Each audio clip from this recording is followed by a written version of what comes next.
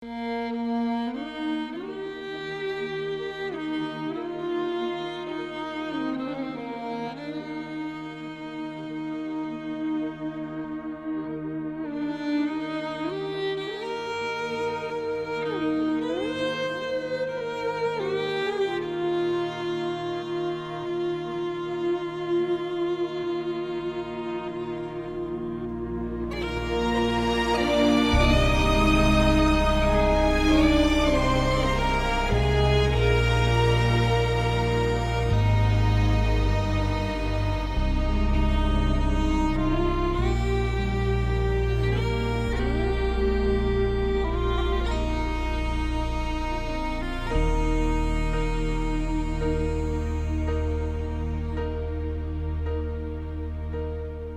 I am down and oh my soul so weary, when troubles come.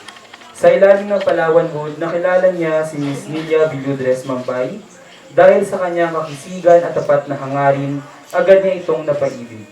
Noong March 29, 1980, kinasal sila at nagbunga ng 10 anak na may 5 lalaki at 5 babae. Bumabangon sila sa mga pagsubok ng buhay at sa kabila ng mga hamon, nagtagumpay sila sa pagpapalaki ng kanilang pamilya. Matapos magsara ang Palawan Wood, nagtrabaho siya sa iba't ibang kumpanya tulad ng Orchid Mining Corporation, Rojas Water District at BJ Builders Corporation bilang mekaniko. Nakapagtrabaho rin siya sa munisipyo ng Rojas, Palawan at nagsimula bilang isang job order at paglaon itinalaga siyang permanenteng empleyado ng munisipyo.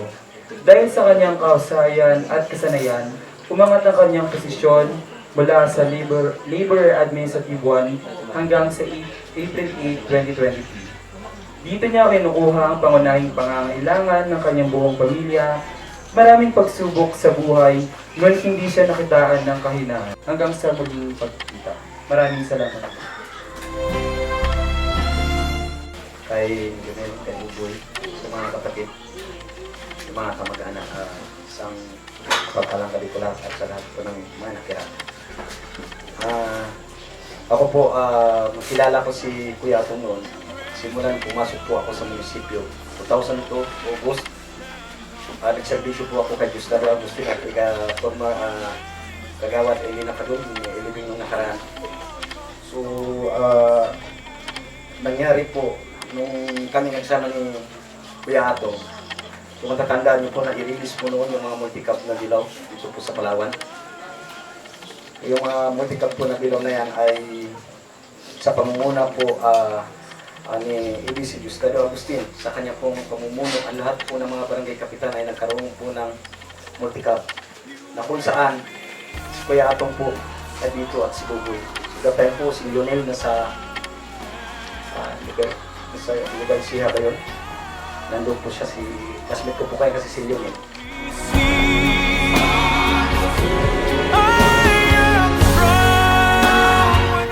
At alam ko na magaling siyang mekaniko kasi nga rekomendado siya ng asawa ko. Si Mayor Dennis ang nag-recommend sa kanya na irregular ko kasi sayang daw. Sayang yung galing ni Ato. At talagang malaki ang maitutulong niya sa local government, especially sa motor pool. Marami nga sasakyan ang motor pool. Pwede equipment sa mga sasakyan din ng mayor. So, malaki talaga ang naitulong niya sa local government. Po, ang inyong lingkod ay nakikiramay. Mapagpalang gabi po sa lahat.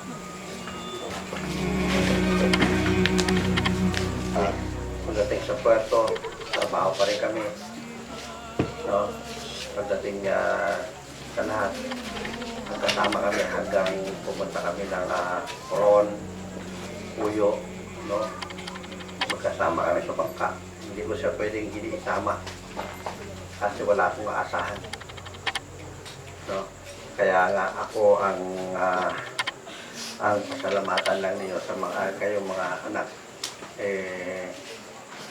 Sana ano ang trabaho na lalong-lalo ang panganay ikaw ang papalit sa kanya sa munisipyo ngayong buwan o sa February. Ikaw ay mariregular. So yung kasipagan ng tatay mo, no? So gawin at yung experience na gagawin mo lahat, ikaw ay bata pa. So kayo mga lalong-lalo na yung mas bata, ano? Gawin niyo pa rin. Magkaisa kayo, mga magkakapatid. Kung may problema kayo, huwag kayong mahiya sa akin.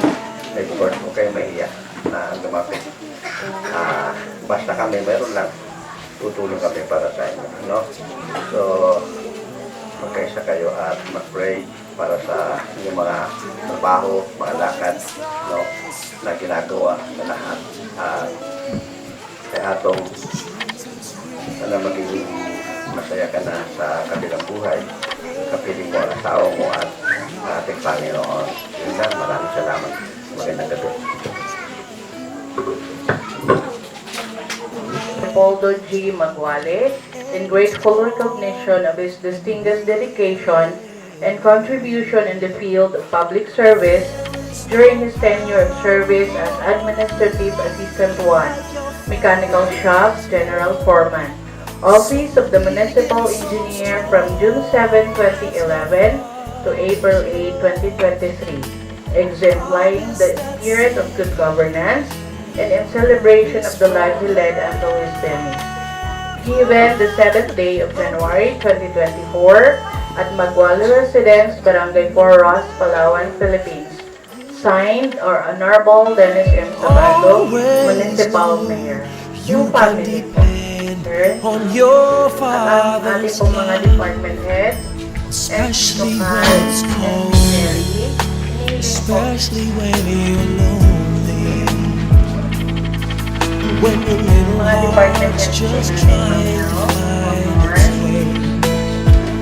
I know love is always changing, but remember, son, some things never change. Even when my life on earth is Kamag-anak niya po yung aking may bahay. Every time na babayaran mo, halos ayaw niyang tanggapin. Pero hindi po pwede kasi pinagpaguran niya po yan. Naalala ko nung unang-unang may bilhin po kaming sasakyan ni sa Puerto. Ako po ay kagawad noon. At siya po ay kaswal sa munisipyo. Dinala ko po yan siya sa Puerto para patingnan yung sasakyan.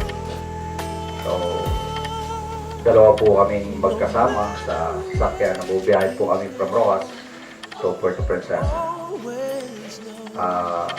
Yung una namin tinignan ay ayaw niya. Ano po? Sabi niya masyado ng bumbong. So, ikot naman kami. Meron kami mga ilang tinignan.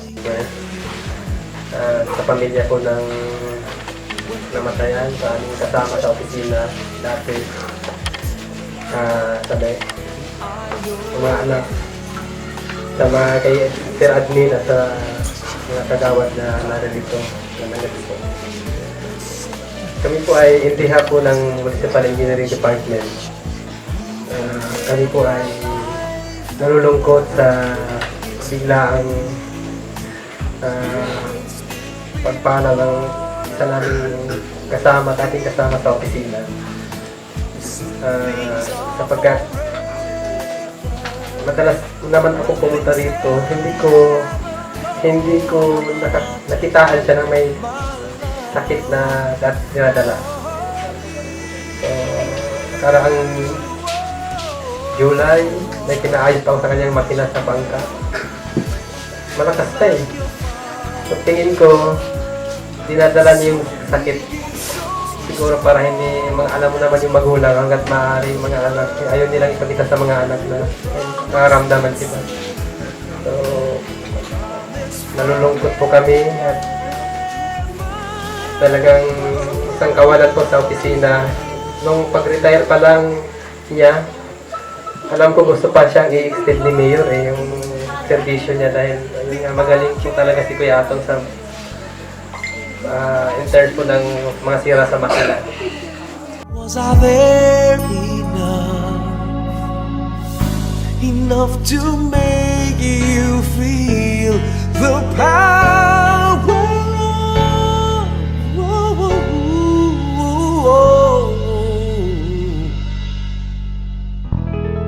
your father's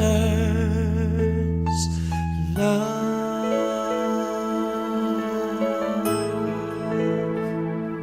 Father's love,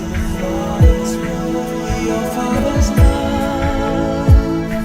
father's love, father's love.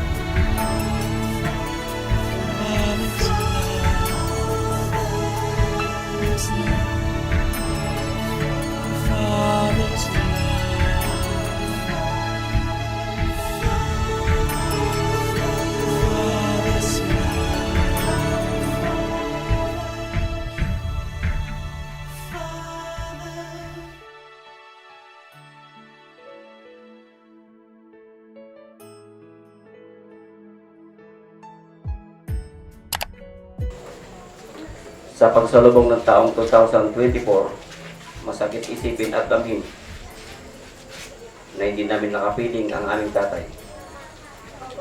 Wala na kaming tatay, wala na rin kaming nanay. Ngunit ang lahat ay may dahilan dito sa mundo. Ang kanyang paglisan ay ang kanyang kapahingahan sa sakit na naramdaman dahil alam ng Diyos siya ay pagod na po. Tay, salamat dahil ikaw ang aming naging ama.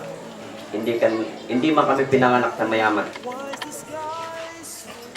Subalit mayaman naman kami sa pangaral at disiplina.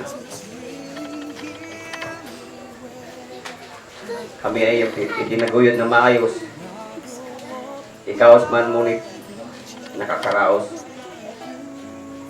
Hinubog mo kami, hinantay at hinulma ng iyong disiplina. Saksi ang mga tuwid ko at bahay.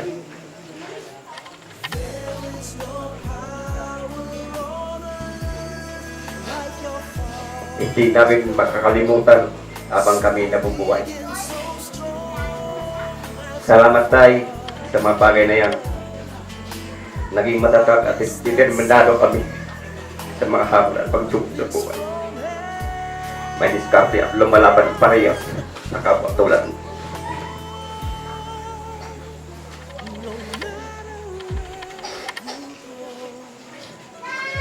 Sadyang hindi matatawaran ng iyong kasipagan sa anak buhay. Hindi mo alintana ang pagod, uyat at tutong para masuportahan ang ating pamilya. Sa pagiging mekaniko mo tayo, malaki ang pasasalamat namin na maaga mong pinamulat sa amin ang mga bagay na dapat naming malaman tungkol sa iyong pagsigit. Para sa aming magkakapatid, ikaw ang mekaniko ng aming buhay. Mawala man iyong kataong lupa, pero para sa amin, nakaukit ka sa aming puso't isipan. Habang kami ay nangangabay at nabubuhay. Paalam aming tatay hanggang sa muling pagkikita.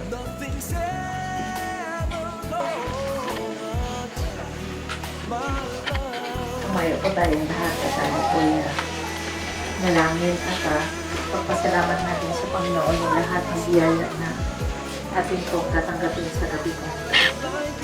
Dakilang Diyos na makapangyarihan sinabi. Salamat po Lord sa pagkakataon ito. Salamat Panginoon na kami ay nakitalamhati at kinayaran Panginoon na marating sa lugar na ito. Amin pong tinataas sa iyo ang kaluluwa Panginoon. Sama-sama namin pinapanalangin sa iyo ang kaluluwa ni Kuya Atong Panginoon na siya ay iyong makapiling diyan sa langit Panginoon. Maging Lord, itong inihandang pagkain ng kanyang pamilya Panginoon ay basbasan na po ito ang pagkain na dito sa aming harapan upang ito po ay patuloy na magbigay ng kalakasan sa bawat isa. Salamat po Lord. Bless mo po ang pagkain ito sa pangalan ni Jesus. Amen.